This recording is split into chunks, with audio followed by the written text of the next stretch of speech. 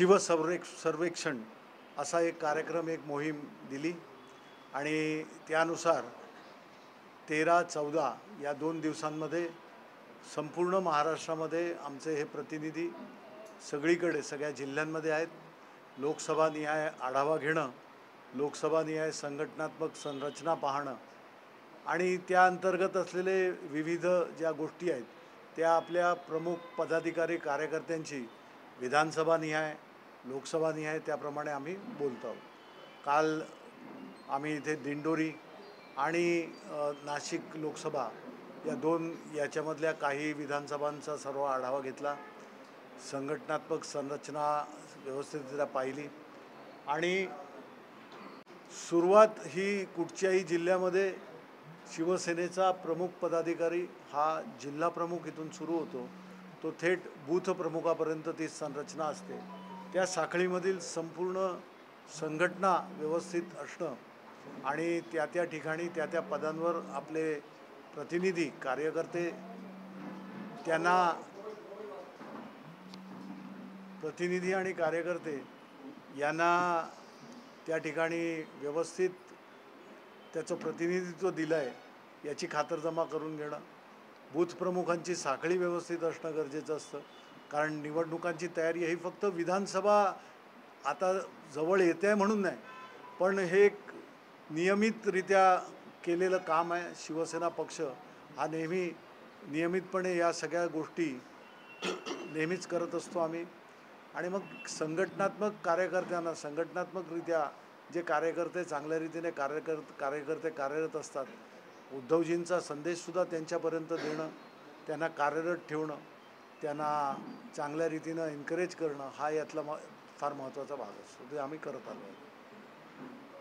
लोकसभेमध्ये चांगलं यश मिळालेलं होतं, परंतु कालपासून तुम्ही आढावा घेताय, पदाधिकारी कार्यकर्त्यांच्या काय भावना आहेत?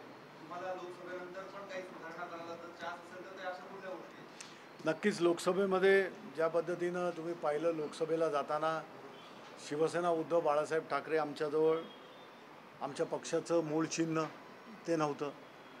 आमचं नावसुद्धा घेतलं गेलं होतं, काढून घेतलं. आमचं शिवसेना प्रमुख आदरणीय हिंदुहृदय सम्राट बाळासाहेब ठाकरे यांनी जी शिवसेनेची निर्मिती केली, शिवसेनेला घडवलं, जोपासलं, मोठं केलं, त्या यांचासुद्धा कुठेतरी वैचारिक वारसा आमचा वगैरे हे सगळ्या गोष्टी संपूर्ण महाराष्ट्राने पाहिल्या. तरीही कुठेही न डगमगता शिवसेना पक्षप्रमुख उद्धवजी समर्थपणे अगदी उभे राहिले आणि पाय रोवून उभे राहिल्यामुळे संपूर्ण महाराष्ट्रामध्ये एक चैतन्य, संपूर्ण महाराष्ट्रामध्ये कार्यकर्त्यांचं एक फौज, कार्यकर्त्यांची मोठी फौज शिवसैनिकांची उभी राहिली.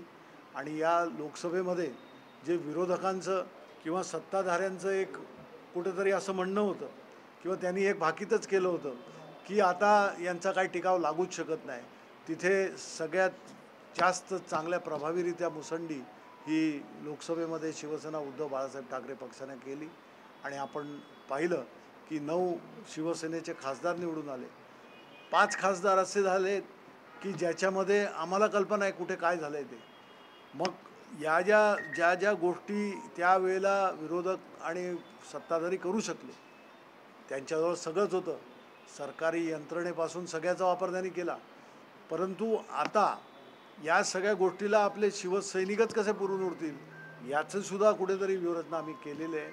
आणि त्याच्यातला सगळ्यात मोठा भाग हा संघटनात्मकरित्या अगदी मजबूतपणे ही कार्यकर्त्यांची फौज आम्ही उभी करतो. नाशिकमधनं 2 नावांची नाशिकच्या शिवसैनिकांनी घोषणा केलेली आहे, एक म्हणजे सुधाकर बडगुजर नाशिक पश्चिम आणि नाशिक मध्यमधला वसंत गीते. ह्या 2 नावांच्या बाबतीत वरिष्ठ पातळीवर काय निर्णय होणार? कारण नाशिक मध्यमधनं अजून काही पदाधिकारी आहेत जे निवडणूक लढवण्यासाठी इच्छुक आहेत. आज ही जी आम्ही बैठक काल 2 दिवस आम्ही करतो आहे, ही संपूर्णपणे संघटनात्मक मांडणी, संघटनात्मक रचना आणि त्यांना दिला गेलेला कार्यक्रम हा मध्यवर्ती कार्यालयातर्फे आम्ही ज्याप्रमाणे ते हे करू त्याप्रमाणे व्यवस्थितरित्या पार पडेल याच्यासाठीची ही सगळी ही मोहीम आहे. उमेदवारांच्या बाबतीमध्ये ही संपूर्ण ज्या काय गोष्टी आहेत या शिवसेना पक्षप्रमुख आदरणीय उद्धवजी ठरवतील. तो संपूर्ण अधिकार त्यांचा आहे. संपर्क नेते उद्धवजी यांच्याशी वार्तालाप वगैरे चांगल्या रीतीने बसून ते संपूर्ण विचारात्मक हे करून उमेदवारांची घोषणा केली उमेदवारांना. आणि ती अंतर्गत ज्या गोष्टी असतात या संघटनेच्या आतमधल्या याच्याशी कुठंतरी कुठे बाहेर रुमर्स येणं किंवा अफवा हे करणं हे आता विरोधक आणि सत्ताधाऱ्यांचं कामच आहे. त्यामुळे त्याकडे आम्ही लक्ष देत नाही आहोत. आम्ही इथे संघटनात्मक बांधणी मजबूत आणि येणाऱ्या त्या बांधणीमुळे येणारे तुम्हाला चांगले सुपरिणाम तुम्हाला चांगले दिसतील. पण आपलेच काही पदाधिकारी आहेत जे इच्छुक आहेत निवडणूक लढवण्यासाठी? असतील ना. कुठचीही निवडणूक म्हटली की त्याच्यासाठी काम करणारे कार्य करणारे निवडणुकांच्या माध्यमातून कुठेतरी आपल्याला प्रतिनिधित्व मिळावं म्हणून कार्यकर्त्यांची इच्छा दर्शवणारे प्रत्येक ह्याच्यामध्ये असतात. त्याच्याबद्दल काय वाद नाही. त्याबद्दल आम्ही दुमत कुठच्याच पक्षामध्ये नसतं. त्यामुळे कोण काय हे करत आहेत परंतु या बाबतीतला निर्णय हे शिवसेना पक्षप्रमुख उद्धवसाहेब करतील. काल जरांगे पाटील नाशिकमध्ये होते. त्यांनी 288 जागा लढवण्यासंदर्भातलं संकेत दिलेले आहेत. याचा आपण कसा विचार करतो? निवडणुकीच्या या संपूर्ण रिंगणामध्ये विविध प्रकारे येणारे उमेदवार असतात. आपण आपल्या पक्षाची तयारी आपल्या पक्षाचा जो उमेदवार आहे याची तयारी व्यवस्थितरित्या करणं याच्याकडेच आपलं लक्ष असतं. आणि सभोवतालची सामाजिक राजकीय सगळ्या परिस्थितीचा आढावा घेऊन एक रणनीती आखली जाते. त्याप्रमाणे ती रणनीती आखली जाते आणि ती होईल. लोकसभेला जरांगे पाटलांच्या आंदोलनाचा बऱ्यापैकी फायदा महाविकास आघाडीने झालेला होता. आता जर त्यांनी उमेदवार उभे केले तर तसा थेट फायदा तुम्हाला होणार नाही. थेट फायदा निवडणुकीमध्ये शेवटी होणं आणि ते करून घेणं शेवटी मतदार हा त्या दृष्टीने सर्वात महत्त्वाचा घटक असतो. आणि महाराष्ट्रातील मतदार यांचं एक पुरोगामी महाराष्ट्राचा एक विचार आहे.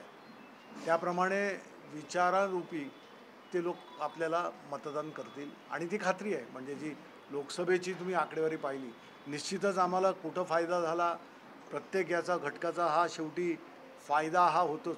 आपण त्याच्यामध्ये तोटा हा शब्द येऊच शकत नाही. तर ते तुमच्या कामावर तुमच्या प्रतिनिधित्वावर तुमच्या ज्या प्रकारे शिवसैनिक हा कशा रीतीने प्रसंगाला धावून जातो लोकांच्या मदतीला जातो हे मतदार बघत असतात पाहत असतात. आणि त्यामध्ये शिवसेनेचा हात कोण धरू शकत नाही. शिवसैनिक हा कुठे प्रसंग आला दुर्घटना घडली सरकारी तिथे ताफा येईल सरकारी मदत काहीतरी पोचेल याच्या अगोदर तो जीवाचं रान करून तिथे उभा असतो. आणि हा सगळ्यात मोठा घटक हा मतदारांच्या मनामध्ये जो शिवसैनिक बसला आणि शिवसेनेची प्रतिमा आहे ती तशीच आजही आहे. याची प्रचिती आपल्याला लोकसभेत आली.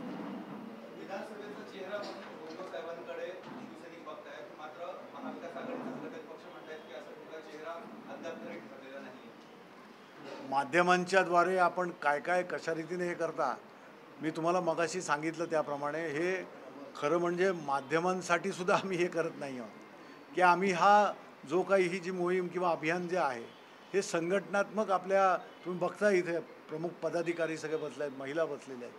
तर यांना कशा रीतीने व्यवस्थित येणाऱ्या दिवसांमध्ये काम करत त्याच्यासाठी आहे. महाविकास आघाडीमध्ये समीकरणं अत्यंत चांगली आहेत. त्यामुळे कोण चेहरा आणि कशा रीतीने जायचं याची रणनीती ठरली आहे. ही संपूर्ण रणनीती कशाला आम्ही या घटकेला कशाला आम्ही तुमच्याजवळ करू. तुम्हाला योग्य वेळेला सर्व गोष्टी व्यवस्थितरित्या कळतील. या असे प्रश्न विचारू नका आणि या प्रश्नांना उत्तर देण्यासाठी आम्ही इथे नाही आहोत. कोण काय करताय रस्त्यावरची लोकंसुद्धा खूप बोलतात त्यांना काय उत्तरं द्यायची असतात.